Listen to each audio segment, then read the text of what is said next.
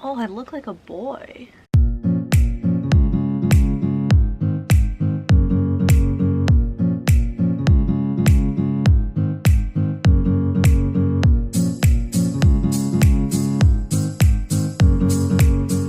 Hey guys, it's Katya. Being that it's spooky season, I thought I would tell you some stories about times I thought I was going to die. As we've learned from my paranormal video, I'm a very paranoid person. I think everyone's trying to murder me, everyone's trying to kidnap me. I think people are following me in the trees. And these situations could just be in my mind, but they're still sketchy. So I have 3 stories to tell you, and the first happened late at night. I don't even know how long ago. I was driving home from a friend's house and I realized that I was out of gas. I never go to gas stations after like 8 o'clock because I watch Criminal Minds and One Tree Hill and all the other shows where bad things happen at gas stations late at night. So I avoid that. But my house was half an hour away and I knew I wasn't going to make it if I didn't get gas. So I look up the closest gas station on my phone and I go there, and it ends up being this gas station that's next to a mall parking lot. And for some reason I thought that would make it safer because it's next to a mall, but now looking back at it, the mall was closed. So I get out of my car and I start filling up my gas. While I'm putting in all my credit card information, I see across the street a man. He is homeless and he's obviously on some type of drugs. I keep filling up my gas because I know there's a lot of non-violent homeless people, but I was like conscious of it. I'm thinking he's just walking along the sidewalk, gonna pass me, no problem. So I'm filling up my car, and from my peripheral vision, I am like watching him across the street on the sidewalk. And while I'm watching him, all of a sudden he stops walking across the sidewalk, turns to like cross the street, and just stares at the gas station. And I know that he sees me. And I'm the only person in this gas station. I even think the store is closed. Like, it's just me. At this point, my gas tank is half full and I'm trying to figure out if I want to keep filling it up or if I want to leave, because I'm like sketched out at this point because he's staring at me from across the street. He's not moving to cross the street, so I think it's okay to just stay there and wait till my gas fills up a little more. But as it's filling up, he starts crossing the street to the gas station. My heart is beating so fast. I'm like, oh my god, like I have to leave. There's no reason why he'd be coming to the gas station. The store is closed and there's no one else there. Like, my tank is taking forever. I give up. I like pull it out and start putting things away. And while I'm doing that, I look at the man and he starts sprinting towards me. Full speed, sprinting across the street to get to me. My eyes literally widen. I go from like 10 panic to 1000 panic. I run to my side of the car, open it, and lock the door. And when I tell you how close he was to my car, like if I was 30 seconds later, he would have been inside my car. I don't know what he was trying to do or what his intentions were, but the second my car door clicked, he stopped running and just turned around and crossed back over across the street. This man was at my window until he heard the car door lock and went back across the street. Like, I drove out of there so fast.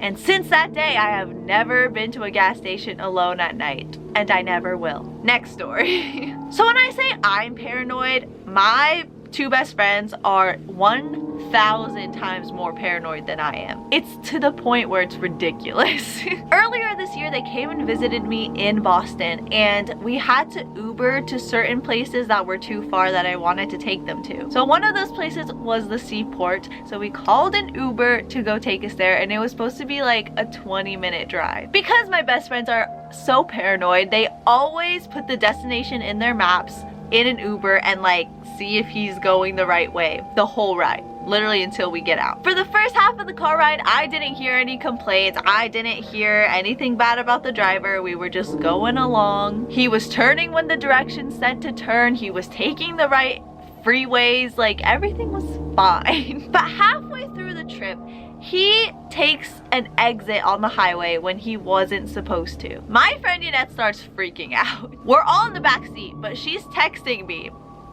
literally 2 inches from me. She's texting me saying he took the exit and he wasn't supposed to, like he was supposed to take a much later exit, like where's he going? And I tell her that sometimes when people have lived in Boston a long time, they don't follow directions and they take shortcuts and they know where they're going. So like I'm not freaked out at this point. 5 more minutes pass and she texts me again and is like, he's missing all the turns he's supposed to be taking. He's missed 2 turns already.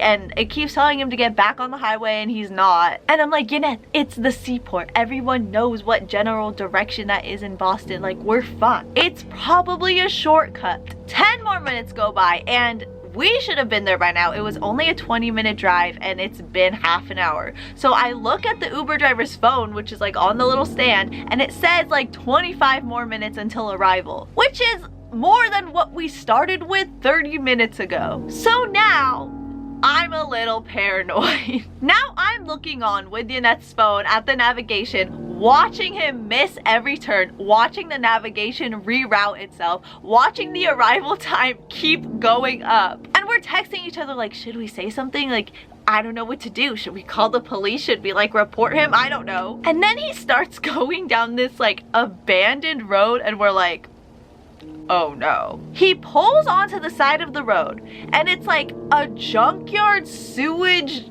something. Like, I don't know. It's like there's barbed wire. And Yanette goes, I don't think this is the seaport. And he's like, yeah, my directions are broken, sorry. When I'm watching his phone and seeing the map and seeing him miss all the turns, we're all looking at each other like, okay, this is the place that we die. Like, we just have to accept that at this point. So then Yanette says, okay, let me give you the directions to the seaport from my phone. And he says okay, and then 30 more minutes later, we're there. Like, literally an hour drive that was supposed to be 20 minutes. But long story short, we made it there alive, just an hour late. I don't know why he tried to drop us off at a junkyard, but so the last story happened a year or 2 ago when me and my friends went to Cabo. One of the days, me and Yanette went to get groceries, and I don't know why we went alone. There were like 6 of us girls, but just me and Yanette went. Everyone always told us that taxis and Ubers were very sketchy in Mexico and that we should walk everywhere that we can.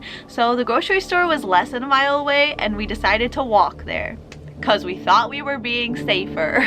So we're walking down the street to the grocery store, and across the street on the other side, we see these 2 men walking in the opposite direction as us, so we're like passing them. I obviously think nothing of it. People are allowed to walk on the sidewalk. But then 5 minutes later, I look across again and it's the same guys, now going in the same direction as us. Like, these guys turned around and started walking in our direction. And I'm thinking like, oh, they just went the wrong way. Like, I do that too. But they keep looking across the street and I'm like, so I tell Yanette and we start walking a little faster. I'm keeping an eye on them out of the corner of my eye and I see them stop, look both ways, and cross the street over to our side. So now they're behind us and I'm like, no, like, I'm not about to be murdered in Cabo, Mexico. We walk even faster. We are like speed walking and I don't know how they're keeping up with us because I keep like looking at my phone to check behind us and they're walking at a normal pace, I think, unless he saw me pull out my phone, but they're keeping up with us. So I drag Yanette across the street to the other side where they were before, so we're now on opposite sides of the street again. And tell me why, when the cars stop, these 2 men cross the street over to where we are again. Like, that's not even paranoia anymore. You're following me. So me and Yanette are practically jogging at this point. We cross the street over again. They follow us again. After like 10-15 minutes, we get to the grocery store. And when we walked in the door, the men stopped, turned around, and went back the way they came. The way they were originally walking, the opposite direction of us. So literally, they changed their whole route to follow us. Why men think it's okay to literally stalk women, I will never know. But yeah, that's all the times I thought I was gonna die. Happy Halloween. You'll be getting a Halloween vlog so you can see what I dressed up as. But for now, I'm just trying not to be stalked and murdered and kidnapped. Today's Instagram shout out is www_.k. If you want to be the next Instagram shout out, like all my pictures, follow me at katyaawar, and comment on my latest post and I will pick you. And for all of those who have already done that, I have a long list, so I'm getting through them. So just wait. Your turn will come. But yeah, I hope you guys have or had a safe Halloween. Leave a like and subscribe if you enjoyed my spooky video. And I'll see you in the next one. Bye!